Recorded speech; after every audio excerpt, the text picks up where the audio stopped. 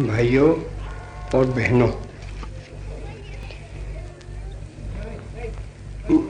मुझ पर कुछ खत भी आए हैं और यूं भी लोग जो सुनते हैं अपना दर्द बताते हैं कि मेरी खांसी अब तक भी मिटी नहीं है और मैं जब प्रार्थना के बाद कुछ कहता हूँ तो भी खांसी आ जाती है। खांसी आ जाती है, प्रार्थना के बाद कहता हूँ, उसमें वो तो सच्ची बात है, लेकिन उसमें से ये अनुमान नहीं निकालना चाहिए कि अभी भी मेरी खांसी जारी है। ऐसा नहीं है। चारों से मैं महसूस कर रहा हूँ कि मेरी खांसी दिन प्रतिदिन कम होती जाती है। उम्मीद तो है कि जितनी है वो भी अभी निकल जाएगी और प्रार्थना के समय भी थोड़ी दिक्कत करती है, वो भी नहीं होने वाली है। करती है उसका सबब है कि सारे दिन भर घर में बैठा रहता हूँ और पीछे निकला तो बाहर की हवा लेना वो कोई बुरी बात नहीं है, बड़ी अच्छी बात है, लेकिन एकाएक बाहर की हवा लेना तो मुझे खांसी थोड़ी आ जाती है।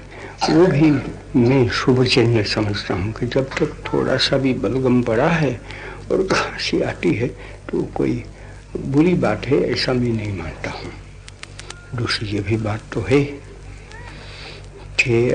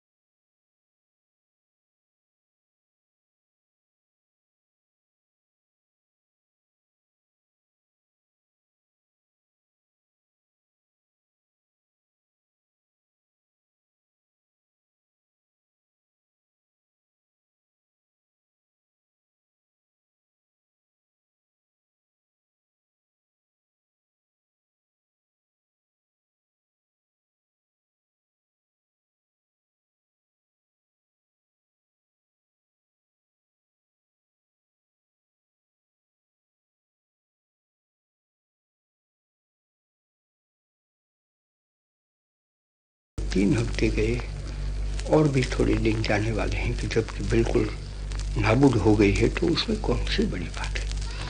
मैंने वो तो कहा तो इसी कारण सर कि किसी को घबराहट न हो।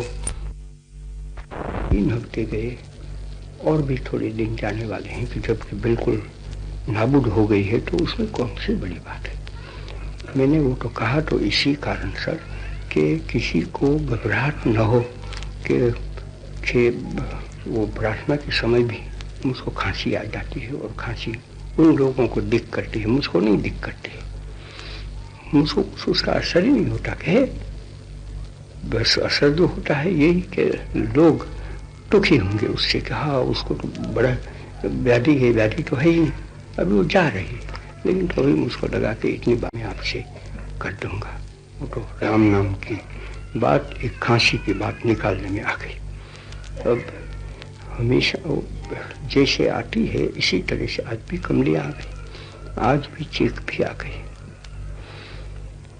और वो कमलियाँ तो यहाँ बनी है तो बड़े शौक से, वो तो एक मुसलमान भाई दे गया, वो कारीगर है, अच्छी कमली है, उसमें 2.5 रत्तल तो रुई है और कुछ कपड़ा भी रंगीन है। रंगीन रहे तो मेली नहीं लगेगी, मेल तो लगता है रंगीन हो या तो सफ़ेद, सफ़ेद पर मेल जल्दी देखने में आता है, रंगीन है तो कुछ देरी से देखने में आता है, मेल तो लगता ही है। कुछ भी हो, वो तो ऐसी खूबसूरत बनाकर लाए हैं और ऐसी कमलियाँ रख गए हैं। वो सब की सब जिनको पहुँचनी चाहिए उनको पहुँचाने की चेष्टा हो रही है। अब तो चारा का दिन आ रहे हैं, तो मुझको अभी कोई शिकायत की तो बात नहीं है। मैं कह नहीं सकता हूँ कि लोग जितनी उत्साह से भेजना चाहिए इतनी उत्साह से नहीं भेज रहे हैं। तो मैं तो धन्यवाद ही देना चाहता हूँ कि इतनी तेज़ी से वो कमली वगैरह भेज रहे हैं और पैसे भी भेज रहे हैं कि भाई पैसे हम तो सस्ते में सस्ते नहीं ले सकते हैं, तुम ले सकेंगे तो हम तुमको इतने पैसे देते हैं, लेकिन वो पैसे से तुम्हारे वो कमली ले लेना है, रज़ाई ले लेना है और लोगों को पहुंचाना है। तो बस ये काम ऐसे चल रहा है। अभी एक तीसरी बात भी मैंने इसमें लिख रखी है, क्योंकि अभी भी वो तो आपको मैंने सुनाया था कि कमेटी बैठ रही है, कमेटी ने तो अपना काम कर लिया। राजेंद्र बाबू ने वो कमेटी बुलाई थी खुराक के बारे में। वो कमेटी का काम कपड़े के बारे में कहने का नहीं है, लेकिन मैंने तो दोनों बात सुना दी है। जो मैंने सुनाई और महीनों से मानता आया हूँ, उसी चीज़ पर और भी मैं कायम हो गया हूँ और उसको दोहराना चाहता हूँ, क्योंकि वो काम ऐसा है कि गरीब लोग इससे परेशान होते हैं। मुझको कोई खत लिखता है, कोई कह जाता है,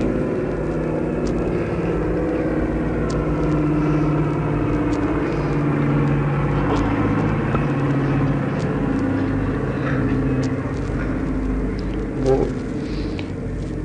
जो किसानों में काम करते हैं ऐसे भी मुझको कहते आते हैं, कह गए कि जो तुमने कहा वो तो उससे किसान लोग बहुत खुश हो गए हैं कि अच्छा अभी तो अगर ये इस पर जागता है वो छूट जाएगा तो हमको कुछ तो मौका मिलेगा। आज तो हम अपना अनाज तो भरा है, वो निकाल नहीं सकते, खाएं वो तो खा तो जाए, लेकिन उसमें से कुछ पैसा भी पैदा करना है, तो जितने से पैसा पैदा हो सकता है इतना अनाज तो निकाल नहीं सकते हैं, तो उनको बुरा लगता है। या तो पीछे उसका ब्लैक मार्केट करें और कुछ पैसे ले लें, तो वो भी किसान बेचारे स्वभाव से तो कोई ब्लैक मार्केट करने वाले थोड़े हैं, करके भी जाएं कहाँ, थोड़ा 10-20 रुपया उसको मिल जाए, उसमें ब्लैक मार्केट क्या करना था, प्रपंच क्या करना था, लेना है, तो वो सब खुश हो रहे हैं। तो मुझको लगा कि फिर भी मैं कह दूंगा और आपके मार्फत से हुकूमत को भी सुनाऊंगा और दूसरे लोग जिसके हाथ में ये कारोबार पड़ा है उनको, कि आप ये श्रद्धा लोगों पर क्यों नहीं रखते हैं, इतनी हिम्मत क्यों नहीं करते हैं कि हम राशनिंग छोड़ देते हैं। हम वो जो अनाज पर जो एक जाब्ता रख लिया है उसको छोड़ देते हैं। उसका नतीजा कभी बुरा आ नहीं सकता है। देखो तो सही, आखिर में हुकूमत तो आपके हाथ में पड़ी है। कुछ हो गया, लोगों को मिलता नहीं है और लोग बदमाश हो गए हैं। किसान तो भी चोरी के रखते हैं, छुपा रखते हैं। ऐसा कुछ होता है तो दोबारा कुछ करना है तो करो, लेकिन इतनी भी हिम्मत हम न रखें। और हिम्मत न रखते हैं इस कारण लोग परेशान हों, वो कोई हिसाब उसका मिलता नहीं है। उसमें पीछे हमारे लोग हैं, उसमें वो पंचायत का एक स्वभाव होना चाहिए, वो खुलता नहीं है। इस कारण मैंने सोचा कि मैं दोबारा भी कह दूंगा।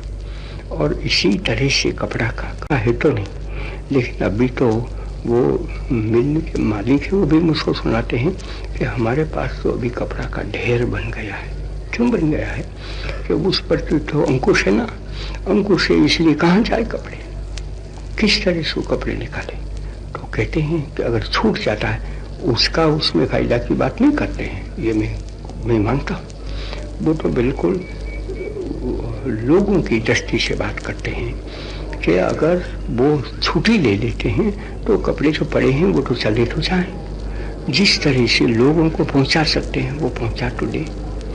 ये कितनी भयानक बात है कि हमारे पास मानी हिंदुस्तान में अनाज तो पड़ा है, लेकिन अनाज जिसको पहुंचाना चाहिए उसको पहुंच न सके। क्यों? कि हमने यहाँ से मध्य बिंदु से सबका अंकुश रख लिया है, और इसी तरह से कपड़ा का यहाँ से अंकुश रख लिया, इसलिए पहुंचना चाहिए वो कपड़े नहीं पहुंच सकते हैं। उसको ऐसा लगता है कि इसमें कोई बड़ा दोष रहा है। और पीछे हमारी सिविल सर्विस वो तो पड़ी है, वो बेचारे अपनी कुर्सियों पर बैठकर काम करने वाले, उसके सामने टेबल पड़ा है, उसके सामने वो लाल पट्टी पड़ी, उसके सामने वो वैक्स पड़ी है, और वैक्स लगाना, लाल पट्टी लगाना और फाइल बनाते रहना, वो उनका पेशा। कब वो किसानों के बीच में रहे, किसानों का कब उन्होंने परिचय कर लिया है। मैं तो उनसे बड़ी अदब से कहूँगा कि आप इतनी नम्रता तो रखें कि आप उसमें दखल क्यों दें, और आप क्यों ऐसा मानकर बैठ जाते हैं कि लोग मर जाएंगे अगर ये अंकुश चला गया तो। लोग क्या मरने वाले हैं? आपके अंकुश से लोग मरते हैं, वो तो खुली आंखों से हम देख सकते हैं। लेकिन अगर अंकुश निकल गया तो लोगों में अपनापन कुछ है, तेज है, बहादुरी है, सच्चाई है, वो सब बाहर निकल जाएगी। आज तो सब हम दबा रख रहे हैं।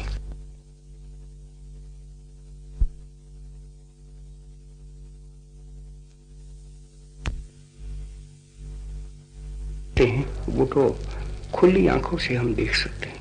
लेकिन अगर अंकुश निकल गया तो लोगों में अपनापन कुछ है, तेज है, बहादुरी है, सच्चाई है, वो सब बाहर निकल जाएगी। आज तो सब हम दबा रख रहे हैं। उसमें माने तो ऐसा कि लोग पागलपन नहीं करेंगे, बदमाशी नहीं करेंगे। अरे बदमाशी तो करने वाले कर ही रहे हैं, पागलपन करने वाले कर रहे हैं, लेकिन तो उनमें अच्छी अच्छी चीज़ें वो दब जाती है।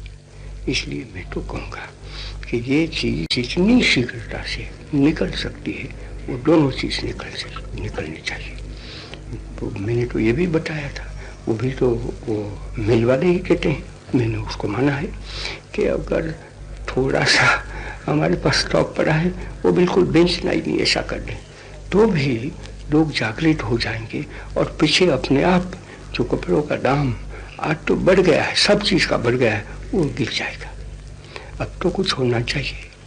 जंग तो है ही नहीं, माना जाता है कि नहीं है, हिंदुस्तान के बाहर तो कुछ जाता नहीं है, तो भी क्या वजह है कि कपड़ों का दाम, अनाज का दाम, सब चीज़ का दाम बढ़ता ही जाए। ये बड़ी नामूसी की बात है, और हमारा सर तो झुक जाना चाहिए, ऐसा मैं मानता हूँ। तो इसलिए मैंने सोचा कि दोबारा भी मैं कह दूँगा कि लोगों पर कुछ श्रद्धा रखनी चाहिए, हमारे कुछ हिम्मत चाहिए, और इन चीज़ों को जितनी जल्दी से हटा सकते हैं इतनी जल्दी से हटाना चाहिए। इसमें मेरे दिल में तो इतना भी शक नहीं है, और दिन प्रतिदिन मेरा विश्वास बढ़ता जाता है। और विषय होगा क्या कि आज तो हम बेचैनी में बैठे हैं और विषय हिंदू मार डालेगा कि मुसलमान मार डालेगा, सिख मार डालेगा, वही सारा 24 घंटा वही काम करें। उससे बेहतर नहीं है कि ऐसा काम में हम लग जाएं और ये चीज़ को भूल जाएं कि हमारे बीच में भी वही मनुष्य है तो सही वो, लेकिन हम उसका विचार करने से उसको भूलने वाले नहीं हैं। हमारे तो शास्त्र में भी कहा है कि एक चीज़ है, उसका जब आदमी विचार करता है तो उसमय हो जाता है। तो विषय अगर उसका विचार ही मैं 24 घंटा मानो कि यही कर लूँ तो मैं उसमय बन जाऊँगा, तो पीछे मुझको जहर चढ़ेगा, उसका नशा मुझको भी होगा। हाँ चलो ऐसे ही करना चाहिए, मुसलमान है तो काटो, मैं मुसलमान हूँ तो एक को हिंदू को काटो, सिख को काटो, ऐसा स्वभाव बन जाएगा। लेकिन अगर मैं भूल जाऊँ कि अरे वो तो चलता है, वो चलेगा, लेकिन मैं जो दूसरा काम करना है वो तो करूँ, तो प्रजा में जो करोड़ों लोग भरे हैं वो भी कुछ काम करते हो जाएंगे। आज तो हम ऐसा तो नहीं होता था, लेकिन आज है, हमको चम्मच मुंह में डालकर खिलाएं तो हम खा सकते हैं। तो क्या हमारे यही हाल होने वाले हैं कि इस आज़ादी में हम बिल्कुल बेकार हो जाएं और कुछ शक्ति हमारे में है ही नहीं, अपनी शक्ति से कुछ न करें? ये तो कोई अच्छी बात नहीं लगती। इसका नाम मैं पंचायत राज कभी नहीं कह सकता, इसलिए मैंने सोचा कि मैं आपको वो भी तो कह दूँगा। और मैं आखिर की बातें कहना चाहता हूँ तो दक्षिण अफ्रीका की है, थोड़ा तो मैंने कह दिया।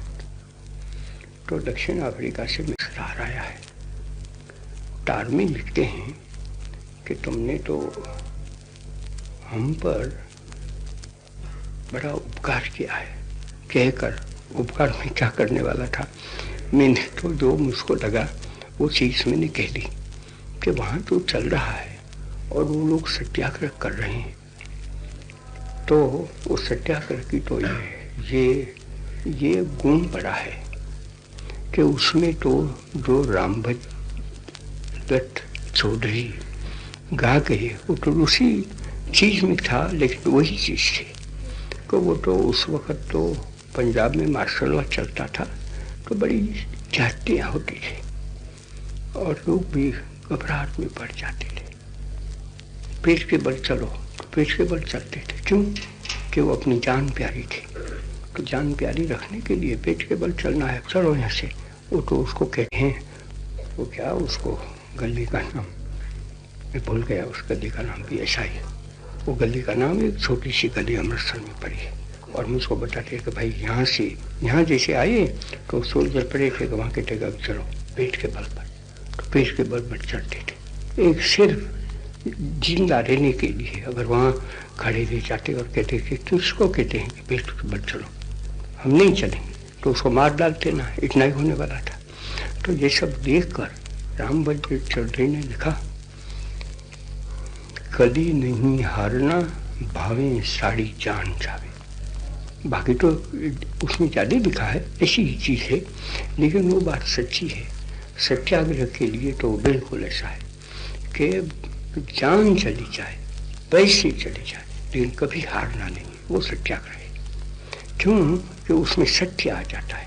अगर असत्य काम करना है, उसको लगावे कि भावे साड़ी जान जाए, कभी नहीं हारना, तो वो तो झूठ हो जाता है।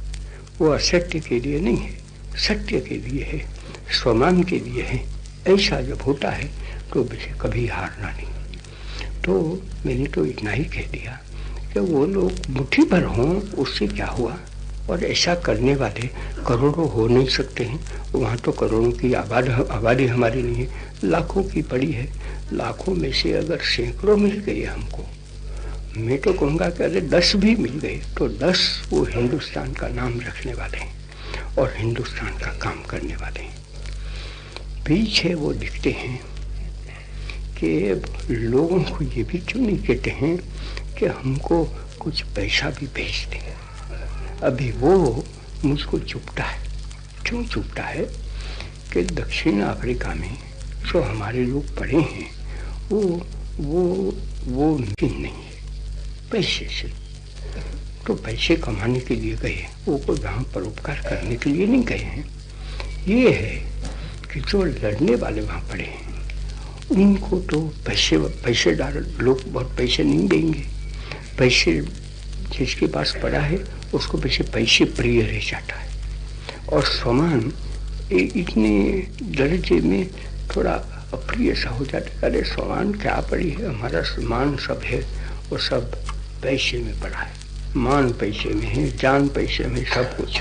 पैसा है तो सब कुछ है, नहीं है तो नहीं है। झूठी बात है, सराहन झूठी बात है, लेकिन उसको मानकर बहुत बेचने वाले बैठे हैं। तो वो कहते हैं इस कारण कि हम तो ये लड़ने वाले हैं, लेकिन हमारे पास पैसे तो है नहीं। मिलते हैं पैसे, बिल्कुल नहीं मिलते हैं तो आज तक कैसे चलाए। और पीछे वो तो वहाँ चलाते हैं, पूर्व अफ्रीका में पड़े हैं। वो तो सारा अफ्रीका का जो किनारा है और पूर्व किनारा है वो हमारे लोगों से भरा है, और हमारे लोग ताजे भी हैं। तो मैं तो पूर्व अफ्रीका के लोग हैं, उनको कहूँगा कि आप पैसे भेजें। मैं तो यहाँ से भी कह सकता हूँ, लेकिन आज मैं किस मुँह से किसको कहूँ। वो हमारे लोगों से भरा है और हमारे लोग ताजे भी हैं। तो मैं तो पूर्व अफ्रीका के लोग हैं, उनको कहूँगा कि आप पैसे भेजें। मैं तो यहाँ से भी कह सकता हूँ, लेकिन आज मैं किस मुँह से किसको कहूँ। हमारा हिंदुस्तान आज मिस्किन सा बन गया है।